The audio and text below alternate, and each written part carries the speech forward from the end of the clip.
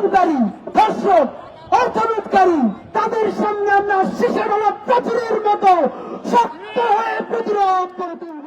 নির্বাচনী প্রচারণার সময় প্রকাশ্যে গুলিবিদ্ধ ওসমান হাদী।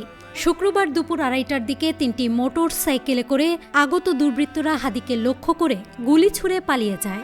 হামলায় তার বাম কানের নিচে আঘাত লেগেছে এবং তাকে দ্রুত ঢাকা মেডিকেল কলেজ হাসপাতালে নিয়ে যাওয়া হয়। হাসপাতাল কর্তৃপক্ষ জানিয়েছেন তার অবস্থা গুরুতর, তিনি কোমায় চলে গেছেন। এদিকে গত নভেম্বর মাসে দেশি বিদেশি 30টি নম্বর থেকে বিভিন্ন ধরনের হুমকি পেয়েছেন বলে জানিয়েছিলেন হাদী।